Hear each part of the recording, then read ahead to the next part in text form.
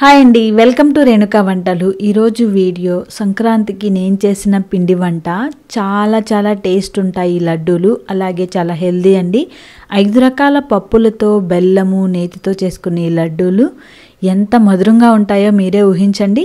So నేను మీకు ఈ హెల్దీ లడ్డూని షేర్ చేయాలనిపించి నేను వీడియో షూట్ చేశాను అనమాట. సో ఎలా చేసుకోవాలో ఏంటో క్లియర్గా ఎక్స్ప్లెయిన్ చేస్తాను.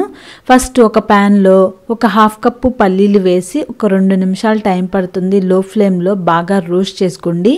లో ఫ్లేమ్లో అయితేనే పప్పు అంతా బాగా లోపల వరకు మగ్గుతుంది. అప్పుడే మనకి లడ్డూకి టేస్ట్ వస్తుంది అనమాట.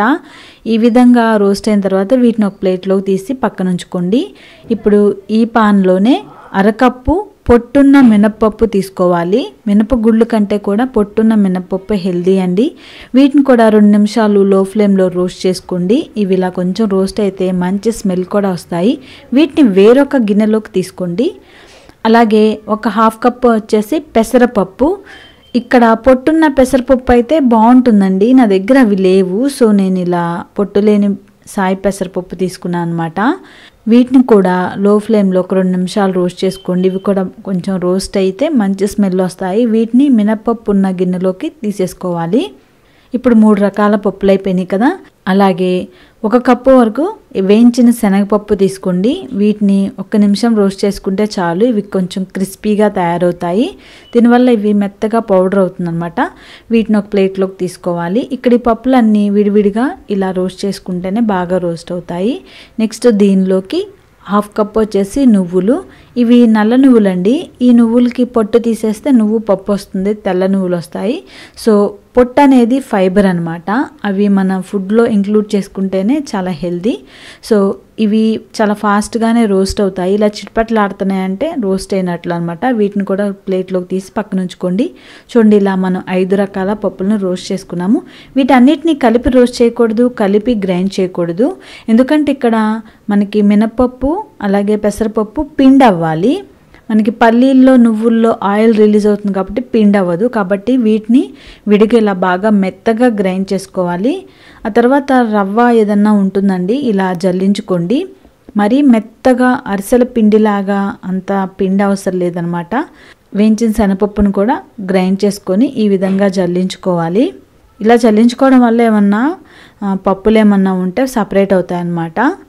పల్లీలు నువ్వులు కలిపి గ్రైండ్ చేసుకోవచ్చు, ఎందుకంటే అవి 2 బాగా మెత్తగా పౌడర్ లాగా అవనవసరం లేదు. దీనిలోనే ఒక 4 ఇలాచీలను కూడా వేసి గ్రైండ్ చేసుకుంటే ఆ ఫ్లేవర్ అనేది బాగా వస్తుంది. అలాగే ఒక 1/2 కప్ వరకు కొబ్బరి తురుము. చూడండి, ఇవి బాగా మెత్తగా గ్రైండ్ చేసుకునే అవసరం లేదు. ఇలా కోర్స్గా గ్రైండ్ చేసుకొని ఈ పౌడర్ ఉన్న గిన్నెలోకి వేసేసుకోండి. ఇప్పుడు వీటన్నిటిని కలిపేసుకోవాలి. ఈ 5 రకాల పప్పులతో చేసుకునే లడ్డు చాలా టేస్ట్ ఉంటుంది, అలాగే చాలా హెల్దీ అనమాట. చూడండి, ఇక్కడ ఇవన్నీ కూడా బాగా మిక్స్ చేసేసుకోవాలి. ఇలా కలిపిన తర్వాత ఇప్పుడు దీనిలో స్వీట్కి సరిపడినట్లుగా బెల్లం వేసుకోవాలి. సో బెల్లాన్ని తురిమి ఇలా కలుపుకోవడం కంటే ఒక ఈజీ ప్రాసెస్ చూపిస్తాను నేను.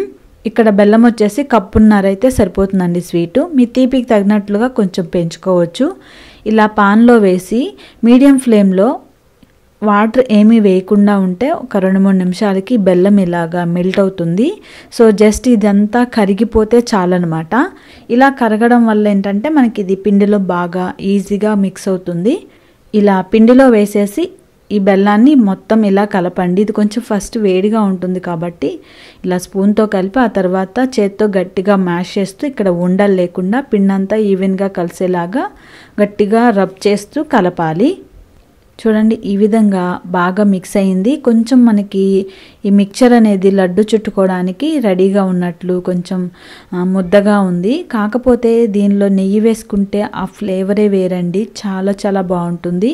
సో మీ టేస్ట్కి తగినట్లుగా నెయ్యి ఇక్కడ ఎంతైనా వేసుకోవచ్చు. మాకు నెయ్యి ఇష్టం లేదు అంటే ఇలా లడ్డు చుట్టేసుకున్నా మీకు చక్కగా లడ్డూలు వస్తాయి. సో ఈ విధంగా మనకు కావాల్సిన సైజులో లడ్డూలు చుట్టుకోవడమేనండి. ఈ లడ్డూలు చాలా హెల్దీ అనమాట.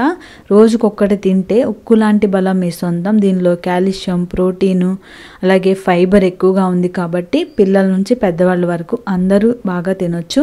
సో ఈ విధంగా మనకు కావాల్సిన సైజులో లడ్డూలు చుట్టేసుకొని స్టోర్ చేసుకుంటే 15 డేస్ వరకు కూడా నిల్వ ఉంటాయండి, పాడవు. సో చాలా ఈజీగా హెల్తీగా చేసుకునే ఈ లడ్డూల్ని మీరు ఒకసారి ట్రై చేయండి ఫ్రెండ్స్. నేను సంక్రాంతికి ముందు పెట్టడానికి, నేను సంక్రాంతి పండగకి చేశాను కదా, సో మళ్ళీ చేసేటప్పటికి నాకు కొంచెం లేట్ అయింది. ఎనీహౌ మనకి పిండి వంటలు అలాంటివి పండగకే కాదండి, ఇలా మనం ఎప్పుడైనా తినాలనుకున్నప్పుడు కూడా చేసుకోవచ్చు కదా. మీరు ఒకసారి ట్రై చేయండి, ఎలా వచ్చింది ఏంటనేది నాకు కామెంట్ చేయండి. ఈ వీడియోని లైక్ చేస్తూ షేర్ చేయండి friends. Thank you for watching.